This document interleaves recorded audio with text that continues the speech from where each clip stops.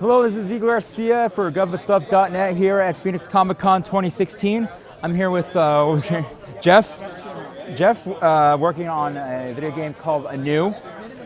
This is honestly, with all due respect to all the other games here in this room right now, this is probably the most impressive visually, and also, in terms of music and, artwork. Tell us more about this game. Sure.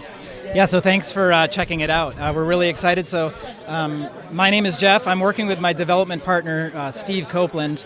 We are former AAA devs, so we worked at places like EA and Sony, 2K, and we're making an independent game together, the two of us. It's called Anew, The Distant Light.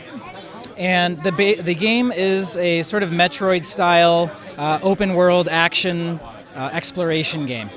The basic premise of the game is there's been a terrible cataclysmic event on Earth, and you'll see that in the opening cinematic. Sort of half of the southern hemisphere has been blown off, and you are a baby, basically an infant, and you've been loaded into a spaceship and sent 20 light years into space. So the game actually starts, you're a 20-year-old child, you've traveled through space, and you're waking up on an alien moon. And you're basically there trying to discover what your mission is, and you have a missing travel companion. So there's someone that came with you on the voyage, and you don't know who they are. So you're trying to find out what your mission is on this moon, and also who the person is that came with you. And from what I gather, it seems like this is going to be one of those games where there's not much exposition. It doesn't seem like there's a lot of just breaks between certain areas in the game in which you have to just pause and then either hear some cutscene or have some text on the screen. So in terms of the world, how big are you guys planning on making this world? It's going to be a big game. So one of our goals up front was, excuse me, wearing out my voice here today. One of the questions, one of the challenges that we posed to ourselves was, can two people build a huge open world sci-fi game? And we believe that we can, and that's our plan. So it's going to be a big game. As far as total number of areas and hours of gameplay, we're not sure yet. We're still in pre-alpha, so we have quite a bit of time left. But it's going to be a big open world game. There's going to be tons of variety in the areas that you can explore, so visually. Also, as far as the gameplay, the types of weapons that you'll acquire and upgrades that will allow you to make it through this huge world. So.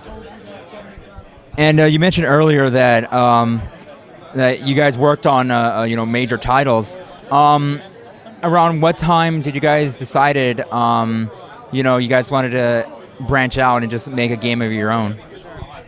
So that's kind of an interesting story. Steve, my development partner, so Steve's the design director and the programmer, he left his full-time studio job about 3 years ago and sort of independently started doing about a year's worth of basically getting the indie thing set up. So he did a lot of systems design research and digging into Unity as our main tool for developing this game. And then he said, yeah, I want to make an indie game. So he started looking for a creative partner. That's when I came in 2 years ago. So I was introduced to Steve through a mutual friend. His name's Tom Happ. So he made a game called Axiom Verge. I don't know if you guys have heard of that. Tom and I went to grad school together, and Tom used to work with Steve, so he introduced the two of us. So that's when I came on and said, hey, I've got an idea for a game, for the story, and Steve said, great, you do all the art, you do all the animation, sound design, and story. I'll do all the AI, the programming tools. So we've been hammering away at it, me for 2 years and Steve for 3 years now. And what would be the last game that you worked on? Because I noticed, because honestly, without taking anything away from this game, this is, a lot of these games, I'm a huge fan of, especially with Saints Row and all these other games. So was there any, I guess, for lack of a better term, any animosity you may have had with the way things were being run in these companies? Or? In other words, why did I leave all these awesome studios, right? So I have sort of a unique situation. To answer your question, I had amazing experiences with all of these studios that I worked at. The last company I worked for was 2K. So I was a senior video editor and animator, so I worked on, the last game I worked on was Evolve, and then before that, Borderlands 2 and all of the DLC. I ended up, I actually teach, so I'm an assistant professor at Notre Dame, the University of Notre Dame.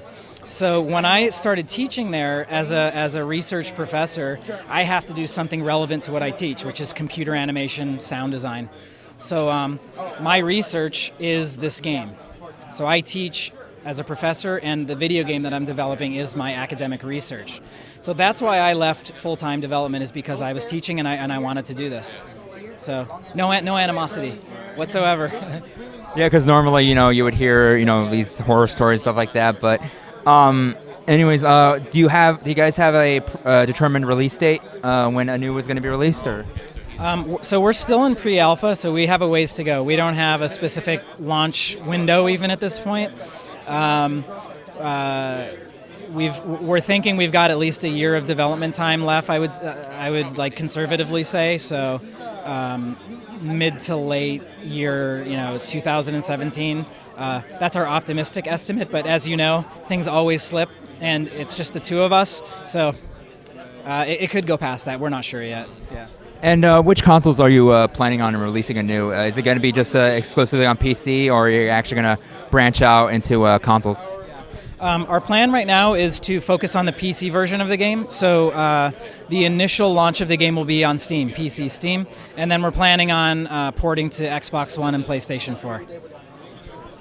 So one last question. What was like, I know it's kind of a cliche question, but what was like the biggest inspiration when making Anew? Because there were plenty of other Metroid-like open world games out there. With games like Axiom Verge, and at some point, it was actually kind of pretty huge. Especially with like Symphony of the Night and all these other games that are similar. But like, what would be considered to be your the biggest inspiration for Anew? I think there's a lot of inspirations. We wanted to make an indie game, but we didn't want to make an indie game, like a retro pixel art. So our goal was to make a game that looks and feels like a game that was made by a larger team. So the art style, the quality of the sound design and music and gameplay and scope of the game was, we wanted to feel like a real, like a big commercial release done by 2 or 3 people. For me personally, inspiration, it comes from many sources. As far as developing the visual style of the game, a lot of surrealist art for me, surrealist art and photography, music. So a lot of the ideas, thematic ideas of the game, I come up with when I listen to certain types of music, symphonic music, Bela Bartok, John Adams, some recent orchestral composers, sparks my creativity. Also, Kurt Vonnegut and Arthur C. Clarke. All right, so narratively, I love those 2 authors, and I read all their books, so lots of good stuff in there. And like I mentioned earlier, this is easily the most depressive game I've seen here. Nothing to not to take away anything else I've seen, but this is definitely up there. So thank you so much, Jeff, for doing this interview, and I'm actually really excited for this. So hopefully we'll hear about this soon enough. All right. All right. Thank you. Not a problem. And you take care. All right. Thank you. GuffandStuff.net